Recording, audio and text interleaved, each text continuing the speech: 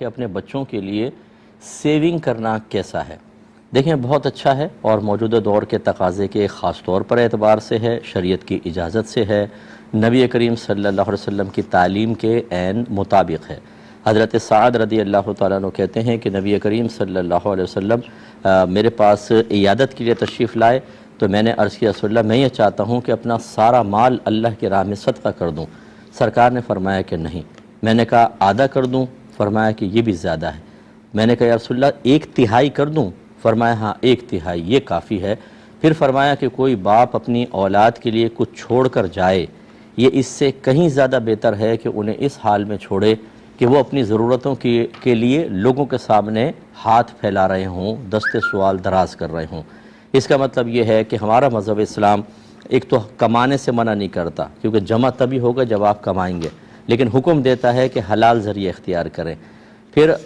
نبی کریم صلی اللہ علیہ وسلم کے جو تعلیمات ہیں اس کی روشنی میں رزق حلال کمانے میں اتنا آدمی مشغول نہ ہو جائے کہ اللہ تعالیٰ کے فرائض کو ترک کر دے، لہذا اس کا خیال کرنا ہوگا کہ اس میں اللہ تعالیٰ کی جیسے نماز پڑھنا ہے اور دیگر اس مال کے اندر حقوق العباد ہیں، اللہ کا حق ہے، بندوں کا حق ہے، زکوٰۃ وغیرہ بندوں کے لیے مدد کے معاملات، ان کا خیال رکھے۔ اس کے بعد صحیح مقام پر اس کو خرچ کرے، حرام وغیرہ میں نہ کرے، اور جو بچتا ہے وہ اپنے بچوں کے لیے اگر رکھتا ہے اس میں شرعاً کوئی قباحت نہیں بلکہ بہت ضروری ہے۔ ویسے میں تمام بہن بھائیوں سے گزارش کرتا ہوں،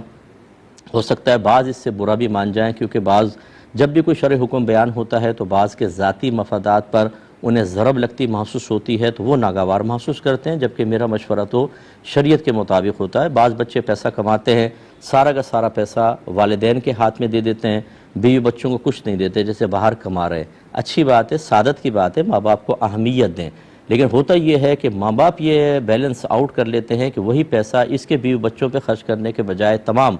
وہ اپنے دوسرے بچوں کے اور دیگر معاملات میں خرچ کرتے رہتے ہیں، اور اس طرح کے سینکڑوں کیسز آئے کہ جب وہ بچہ اپنی جاب ختم کر کے واپس آیا تو اس کی فیملی کے پاس کچھ بھی نہیں تھا، اور ماں باپ نے بھی لال جھنڈی دکھا دی بھائی بہنوں نے کہ ہمارے پاس بھی تمہارے لیے کچھ نہیں ہے، اور اس کو پھر زیرو سے دوبارہ اپنی بیوی بچوں کو لے کر چلنا پڑا۔ بلکہ یہ تک اس طرح کے کیسز آئیں کہ پیسہ بھیجا، مکان بنا لیا، لیکن ماں باپ نے اپنے نام بنایا، اور جب وہ واپس آیا تو اسی گھر سے اس کو بیوی بچوں سمیت نکال دیا، حالانکہ اس کے پیسے سے بنا تھا۔ ایک بھائی نے کہا میں نے بہنوں کی شادی کی، بھائیوں کی شادی کی، سب کی، لیکن آج میری بیوی بچے اس گھر سے باہر ہیں۔ تو اس قسم کے جب صورتحال ہو تو اس کا مطلب یہ ہے کہ آپ کو بیلنس قائم کرنا ہوگا، بیوی بچوں کے لیے الگ سیونگ کرتے رہیں، اپنے لیے کریں، اپنے ماں باپ اگر محتاج ہیں ان کو دیں، بھائی بہن محتاج ہیں بالکل دیں، محتاج ہیں تو اگر والدین خود مالدار ہیں، ان کی پینشن آتی ہے 80 ہزار، لاکھ پینشن آتی ہے جو ڈائریکٹ اکاؤنٹ میں چلی جاتی ہے، ایسے ماں باپ محتاج نہیں ہوتے، ان کی خدمت کی نیت سے اگر آپ کچھ دیں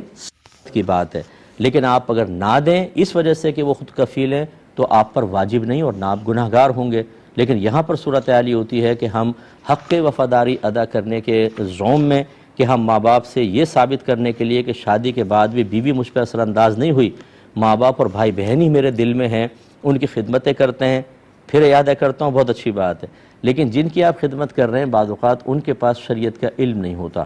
وہ تمام معاملات کو خاندانی رسم و رواج، اپنی سوچ اور فکر اور دنیا کے ذہین لوگوں کے اقوال سے وہ تمام اپنے جو معاملات ہیں ان کو مزین کرتے ہیں، ان کی روشنی میں چل رہے ہوتے ہیں۔ جب شریعت پہ نہیں چلتے تو بعض اوقات پھر یہ آخر میں معاملات ہوتے ہیں کہ کلیشز پیدا ہوتے ہیں اور وہ خلاف شرع عمل کرتے ہوئے ایک بچے کو محروم کر دیتے ہیں۔ اس پر توجہ رکھیں، بیلنس قائم کریں، یہ آپ کے حق میں بہتر ہے، نہ کریں تو ہمیں تو کوئی مسئلہ نہیں ہے، سمجھانا ہمارا کام تھا۔